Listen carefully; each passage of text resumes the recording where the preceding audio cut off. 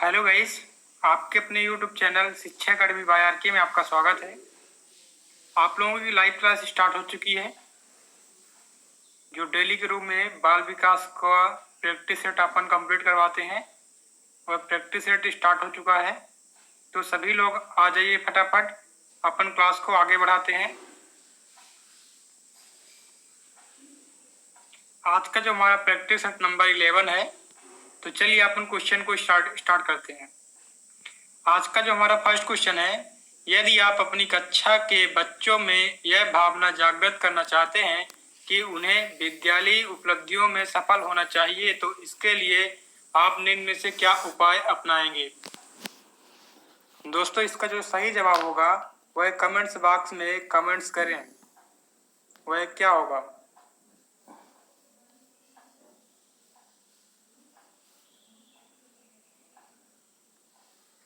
तो दोस्तों, इसका जो सही जवाब होगा वह होगा ये सभी। क्या होगा? ये सभी होगा। बच्चे की बौद्धिक क्षमता का विकास करेंगे, बच्चे का मार्गदर्शन उचित दिशा में करेंगे, अपने शिक्षक में उचित विधियों का प्रयोग करेंगे, ये सभी करेंगे। अगला जो क्वेश्चन है दोस्तों हमारा, किसी बालक की समस्याओं के विषय में पता लगाने के लिए कम उपयोगी मनोवैज्ञानिक विधि है। किसी बालक की समस्याओं के विषय में पता लगाने के लिए कम उपयोगी मनोवैज्ञानिक विधि है। तो दोस्तों, इसका जो सही जवाब होगा वह क्या होगा? तो दोस्तों, इसका जो सही जवाब होगा परीक्षण विधि। कौन सी विधि होगी दोस्तों? परीक्षण विधि। अगला जो क्वेश्चन है दोस्तों, पाठ्यक्रम निर्माण में सर्वाधिक महत्व किसको दिया जाना चाहिए? पाठ्यक्रम निर्माण में सर्वाधिक महत्व किसको दिया जाना चाहिए?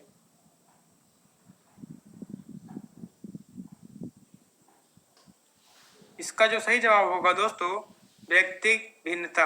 पाठ्यक्रम निर्माण में व्यक्तिगत भिन्नता को विशेष महत्व यानी सर्वाधिक महत्व दिया जाना चाहिए। अगला जो क्वेश्चन है दोस्तों, अधिगम के संदर्भ में शिक्षा शास्त्रियों एवं मनोवैज्ञानिकों ने विविध प्रकार की परिभाषाएं दी है। इन परिभाषाओं के अनुसार अधिगम बिंदी बिंदी चलने वाली एक निरंतर प्रक्रिया है। दोस्तों, इसका जो सही जवाब होगा वह होगा जीवन पर्यंत चलने वाली प्रक्रिया है। अधिगम जीवन पर्यंत चलने वाली प्रक्रिया है। अगला जो क्वेश्चन है दोस्तों, बालक अपने चारों ओर जिन वस्तुओं और परिस्थितियों को देखकर जो चिंतन करता है वह होता है। बालक अपने चारों ओर जिन वस्तुओं और परिस्थितियों को देखकर जो चिंतन करता है वह होता है। तो दोस्तों, इसका जो सही जवाब होगा वह क्या होगा?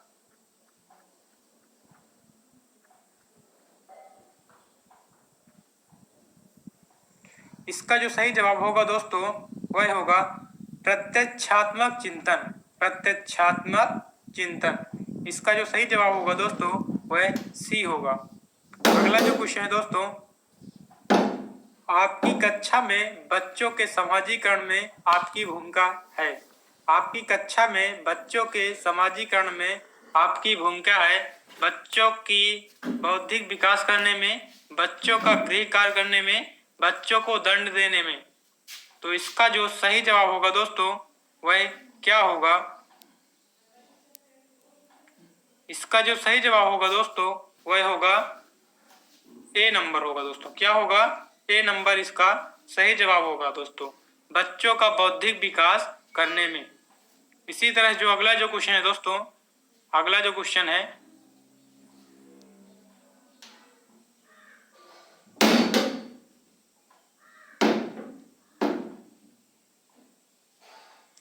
बालकों के नैतिक विकास को समझने के लिए जीन पियाजे ने निम्न में से कौन सी विधि को अपनाया है? बालकों के नैतिक विकास को समझने के लिए जीन पियाजे ने निम्न में से कौन सी विधि को अपनाया है? तो इसका जो सही जवाब होगा दोस्तों वह कौन सा होगा? इसका जो सही जवाब होगा दोस्तों वह होगा साक्षात्कार विधि। इसका जो सही जवाब होगा दोस्तों वह ए नंबर होगा, साक्षात्कार विधि। अगला जो क्वेश्चन है दोस्तों,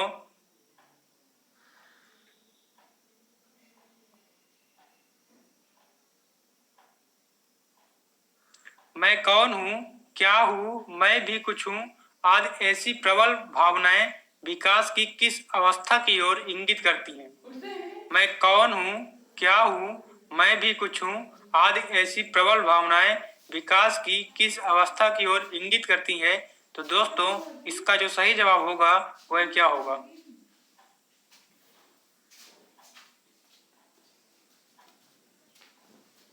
इसका जो राइट आंसर होगा दोस्तों वह होगा किशोरावस्था। क्या होगा? किशोरावस्था। अगला जो क्वेश्चन है दोस्तों, बच्चे की आरंभिक शिक्षा के अंतर्गत उसे सर्वप्रथम किस विषय की शिक्षा प्रदान की जानी चाहिए?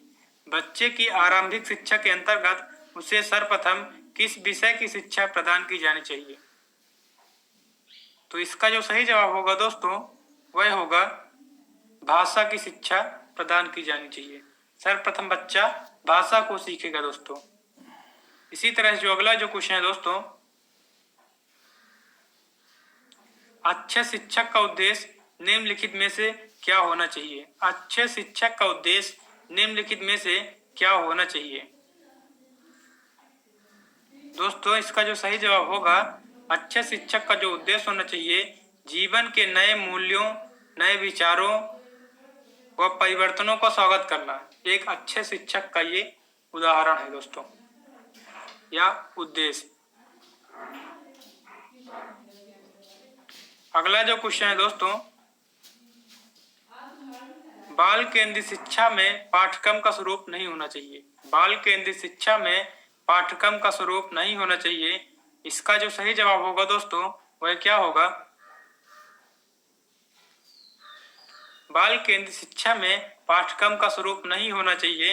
इसका जो सही जवाब होगा दोस्तों आर्थिक आवश्यकताओं के अनुसार।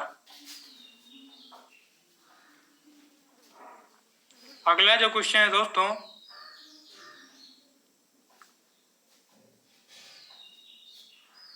कोहलबर्ग के अनुसार नैतिक विकास का प्रथम चरण है। कोहलबर्ग के अनुसार नैतिक विकास का प्रथम चरण है। इसका जो सही जवाब होगा दोस्तों वह क्या होगा?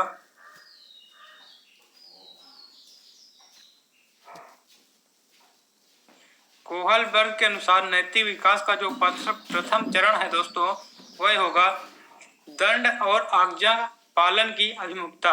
इसका जो तो प्रथम चरण है। इसी तरह से जो अगला जो क्वेश्चन है दोस्तों,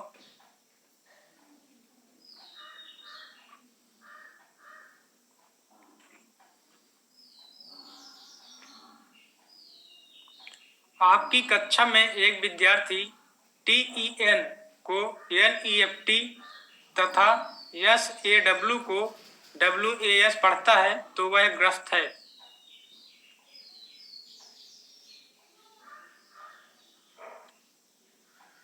इसका जो सही जवाब होगा दोस्तों वह होगा डिस्लेक्सिया से ग्रस्त है दोस्तों, क्योंकि वह उल्टा सीधा अंक पढ़ रहा है। अगला जो क्वेश्चन है दोस्तों, आपकी कक्षा में कुछ छात्रों की दृष्टि कमजोर है परंतु पढ़ने में भी कमजोर हैं। वे आपसे निवेदन करते हैं कि वे श्याम पट पर देख नहीं पाते तो उन्हें आगे बैठने की अनुमति दे दीजिए। तो आप ऐसी स्थिति में क्या करेंगे?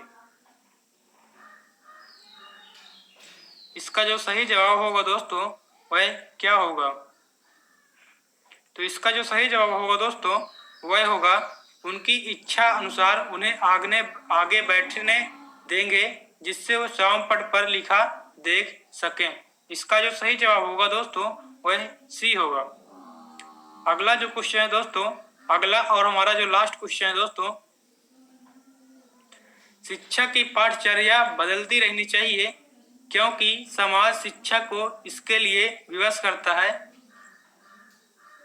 या फिर समाज की आवश्यकताएं बदलती रहती हैं, इससे ही समाज में परिवर्तन आता है। पाठचर्या सामाजिक निर्देश का पालन करती है। तो दोस्तों इसका जो सही जवाब होगा वह होगा समाज की आवश्यकताएं बदलती रहती हैं, इसलिए शिक्षा की पाठचर्या बदलती रहनी चाहिए। इसका जो सही जवाब होगा दोस्तों वह होगा बी नंबर।